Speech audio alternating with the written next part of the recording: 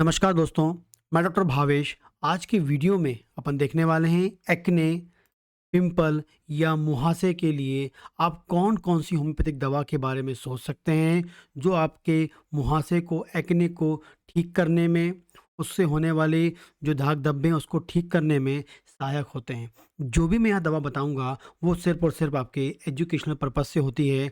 ये इस वीडियो का डिस्क्लेमर होता है, ठीक है?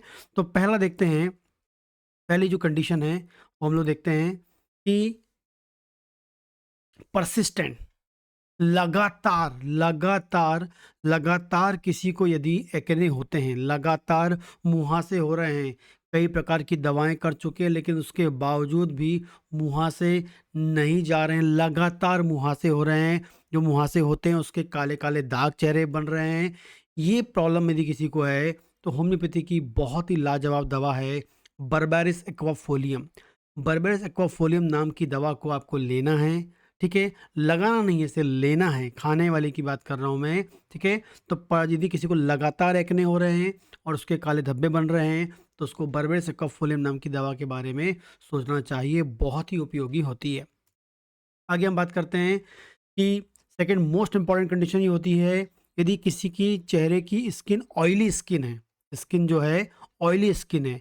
एक्चुअली में क्या होता है, जो एक्ने होते हैं वो हमारी जो हमारी बॉडी में यदि हम खासकर बात करें चेहरे की, तो चेहरे में सेबेसियस ग्लैंड्स होती हैं जो इंपॉर्टेंट टाइप की एक ऑयली नेचर या ऑयली सब्सटेंस को रिलीज करती रहती हैं, ठीक है? तो जिन लोगों में सेबेसियस ग्लैंड से निकलने वाला जो ऑयली सब्सटेंस होता है ज़्यादा होता है, जिस कारण से उसका जो चेहरा होता है वो ऑयली नेचर का होता है। यदि किसी को बहुत अधिक ऑयली नेचर का या ऑयली चेहरा होता है या ऑयली नेचर वाला चेहरा होता है, उन लोगों को मुहासे है, उन लोगों को मुहासे होते हैं। तो मेडिसिन होती है सल्फर। सल्फर के बारे में आप सोच सकते हैं, बहुत ज़्यादा ऑयली नेचर वाले या बहुत ज़्यादा ऑयल निकल रहा है चेहरे पे, चिपचिपा रहता है और उसमें एक्ने हो रहे हैं, तो बहुत ही इंपॉर्टेंट मेडिसिन सल्फर। क्योंकि जब ऑयली नेचर का चेहरा होता है, सेबेसियस ग्लैंड जो ऑयली नेचर का सब्सटेंस निकालती है, जिसमें ईज़िली बैक्टीरिया चिपक जाते हैं और वो ग्रो करते हैं और उसके बाद एक्ने प्रोड्यूस कर देते हैं। तो इस कंडीशन में सल्फर नाम की दवा इफ़ेक्टिव होती है। इसके अलावा जहाँ एक्ने हो रहे हैं वो लाल रंग के बड़े मतलब लाल रंग के मतलब स्वेलिंग उसमें मिलेगी आपको, इचिंग होगी, इसमें खुजली होगी और जलन भी आपको होगी, ठीक है? लाल रंग के फूले-फूले से खुजली वाले और जलन पैदा करने वाले एक्ने होंगे, साथ में ऑयली स्किन होगी, तो उन लोगों को सल्फर नाम की दवा लेनी चाहिए। जब भी दवा लें पास के डॉक्टर से कंसल्ट करके लें, ये भी इस वीडियो का डिस्क्लेमर है। आगे हम बात करते हैं, किसी व्यक्ति को पिंपल है लेकिन उसमें पीले पीले रंग का पस बन गया है और साथ में याद रखना है आपकी स्किन में गड्ढा हो जा रहा है, डीप अंदर तक क्या है, पस बना हुआ है, पीले पीले रंग का पस बना हुआ है। पस वाले, पीले रंग के पस वाले और अंदर तक पस बने वाले यदि किसी को पिंपल होते हैं तो वो हिपरसल्फ नाम की दवा के बारे में सोच सकता है। बहुत ही इफेक्टिव होती है पस वाले पिंपल के साथ। यदि किसी को कोई आ रहा है पेशेंट, तो उसमें आप हीपरसल्फ ले सकते हैं।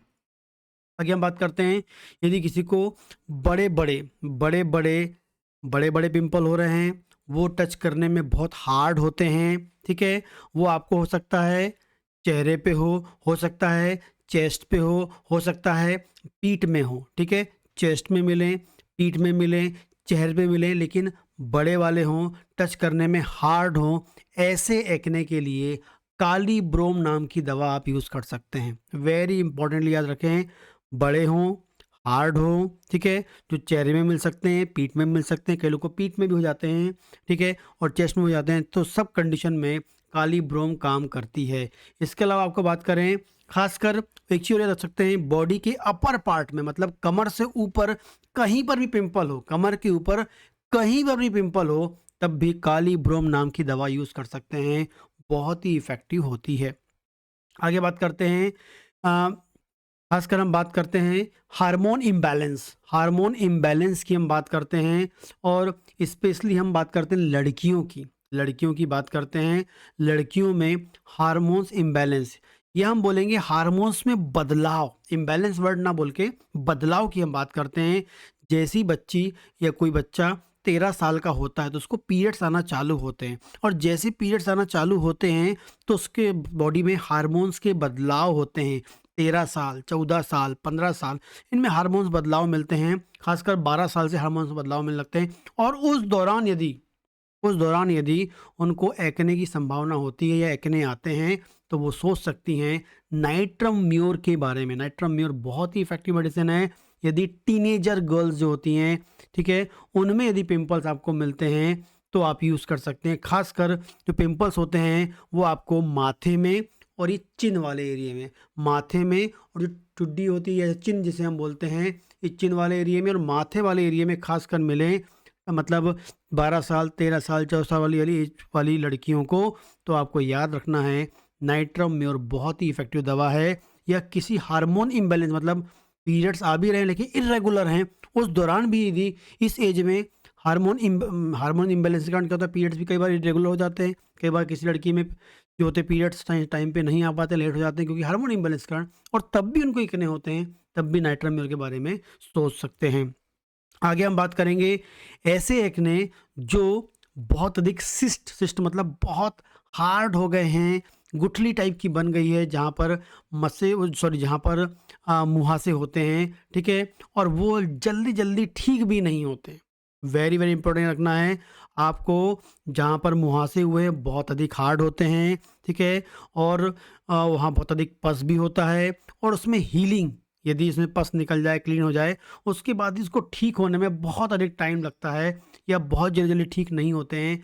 ऐसे ऐसे मुहासे के लिए साइलिसिया लेना है। मुहासे हैं, पस भरा हुआ है उसमें, लेकिन हीलिंग बहुत स्लो है, आपको याद रखना है। मतलब एक बार मुहासे आए तो एक एक डेढ़ महीना रहेगा, जल्दी नहीं जाएगा।